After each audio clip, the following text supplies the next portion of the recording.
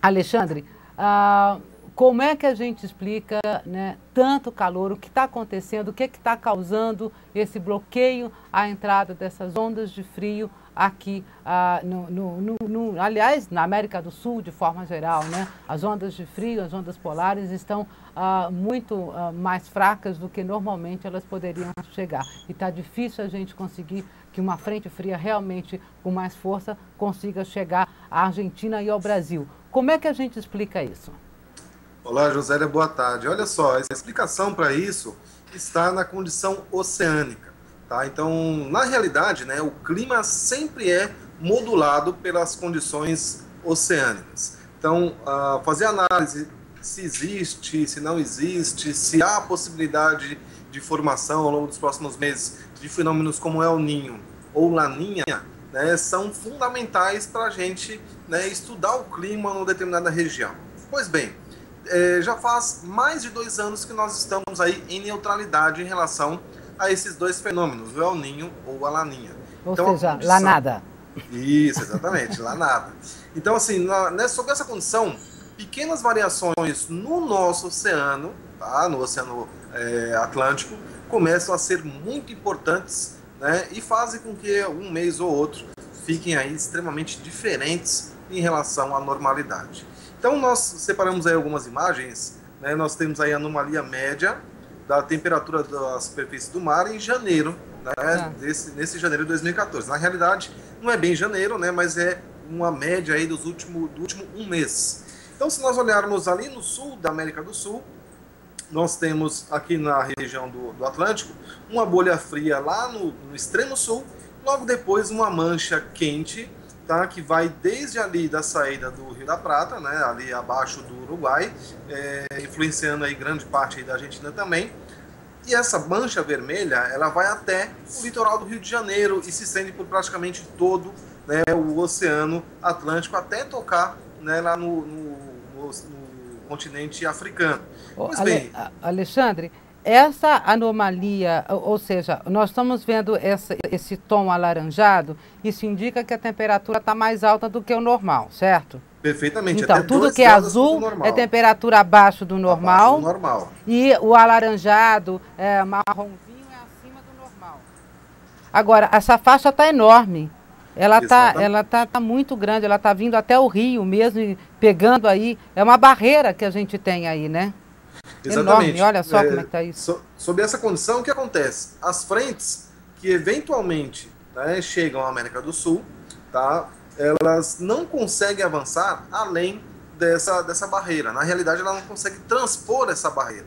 Tá? Então, a frente fria chega até com certa intensidade aí na fronteira entre Brasil, Uruguai. À medida que vai avançando pelo sul, provoca bastante chuva, mas à medida que vai se aproximando, por exemplo, do estado do Paraná, já começa a perder configuração de frente fria e vai embora para o oceano, né, sem tocar efetivamente o litoral do estado de São Paulo. Até passa no mar, ao largo de, tá, mas não chega Pelo interior do efetivo. continente. Exatamente. Então, Agora, Alexandre, essa barreira, quer dizer, nós temos aqui, assim, eu estou impressionada porque, assim, essa extensão de água oceânica com temperatura acima do normal, ela está além do que normalmente acontece, porque, assim, é uma faixa muito grande, né? Assim, a extensão dessa água quente está maior do que o normal? bem mais do que normal. Veja bem, só em se tratando de anomalia, né, já está fora dos padrões de normalidade. Agora, Tá. nessa extensão aí realmente é uma coisa super fantástica e o resultado disso é o que a gente está observando, né, desde acho que da semana do Natal, se não me engano, que começou a formar essa bolha ali próximo ao norte da Argentina e o Uruguai. Essa bolha ela está se espalhando e avançando em direção ao sudeste. Tá? Então, quer dizer, ainda sob essa condição que nós temos hoje, né, nós vamos continuar com calor demais na maior parte do Brasil, tá? Isso assim, semanas à frente ainda extremamente quentes. Como as frentes não passam efetivamente sobre o continente, né, a chuva continua muito isolada e em algumas áreas, como por exemplo ali o norte de Minas, tá, o interior do Nordeste, a gente passa até às vezes semanas sem nenhuma chuva. Nós quase chegamos a isso, por exemplo, na cidade de São Paulo. Nós tivemos aí entre a semana do Natal e a primeira semana de janeiro, praticamente, eu acho que teve 2 ou 3 eventos de chuva. Para essa época do ano, é quase que um milagre acontecer isso em São Paulo.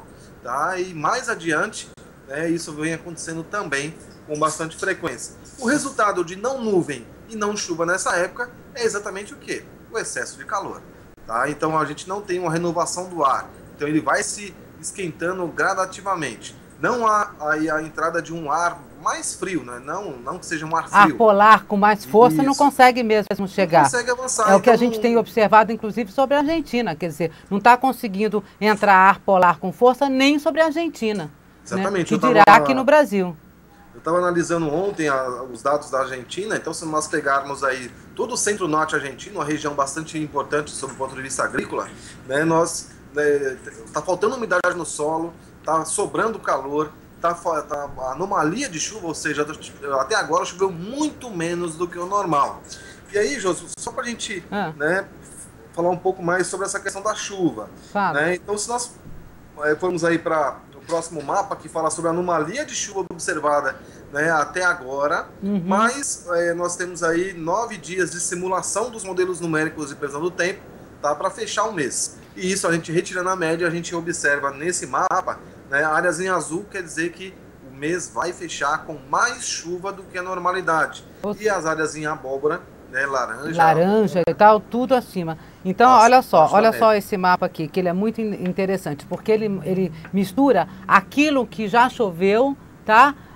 Com aquilo que está previsto, e aí você você faz essa anomalia, você faz essa diferença. E o que o Alexandre está chamando a atenção aqui é o seguinte, olha só, tá vendo? A maior parte do Brasil aqui, olha, tá nesse laranja abóbora, ou seja, a maior parte do país vai terminar janeiro, certo, Alexandre? Com chuva abaixo do normal.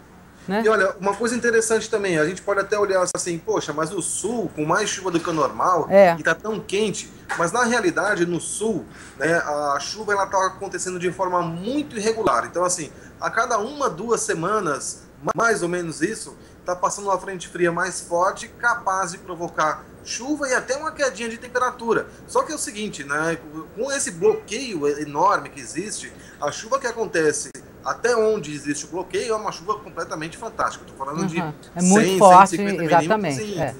Que é o que a gente vai ver, inclusive, aí.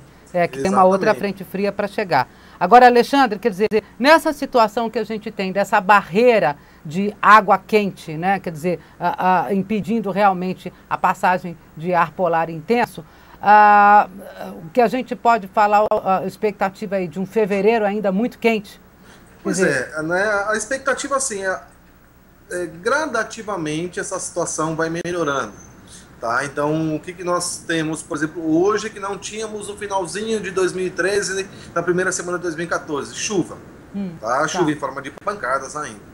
À medida que essa bolha quente oceânica for subindo, vai permitindo com que as frentes avancem um pouco mais.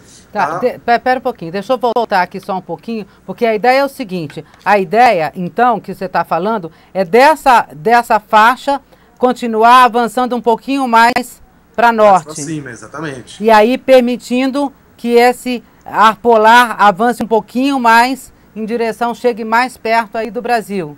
Perfeitamente. E aí o que acontece? Vamos supor, o que nós estamos esperando, por exemplo, para o final de fevereiro, começo de março? Essa bolha mais quente, bem mais ao norte, atingindo até ali o Espírito Santo. As frentes, elas vão chegar até ali por volta do Rio de Janeiro e vão ter certa dificuldade para avançar para o mar. Aliás, para acima. Sob essa condição, né, nós temos uma condição bastante favorável à formação da zona de convergência do Atlântico Sul. Isso quando? Em fevereiro ainda? Final de fevereiro para março. Então, quer dizer, daqui até lá a gente não tem essa expectativa, né? A gente até pode, por exemplo, eventualmente formar aí o que alguns pesquisadores chamam de zona de convergência de umidade, provocando um pouco mais de chuva ali 2, 3 dias, como por exemplo tivemos agora recentemente entre o norte de Minas e o estado da Bahia. Mas aí é a coisa rápida que não reverte em nada essa situação que a gente está observando.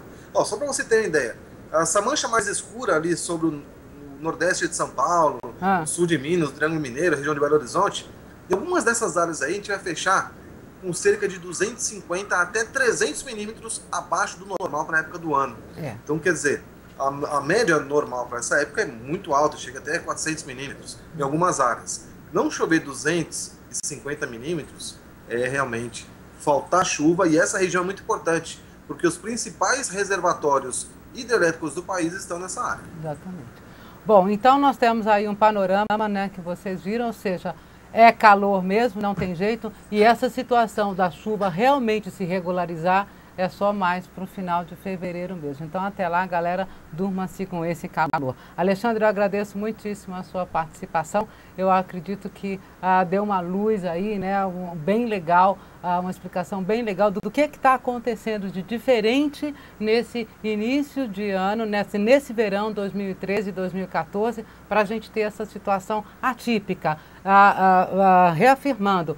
Esse calor que nós estamos tendo não é um calor normal, tá? Faz calor nessa época? Faz, mas não temperaturas tão elevadas e por tantos dias consecutivos. E também chama atenção a falta de chuva desse janeiro, né? Então, está a explicação aí nessa barreira de água quente e aí não tem o que fazer. Temos que dar tempo ao tempo até que essa barreira comece a se movimentar. E como o Alexandre falou, ela vai se movimentar? Vai, mas isso vai demorar mais de mês, certo? Alexandre, muito obrigada, viu? E até uma próxima. Eu que agradeço a oportunidade, até a próxima. Tchau.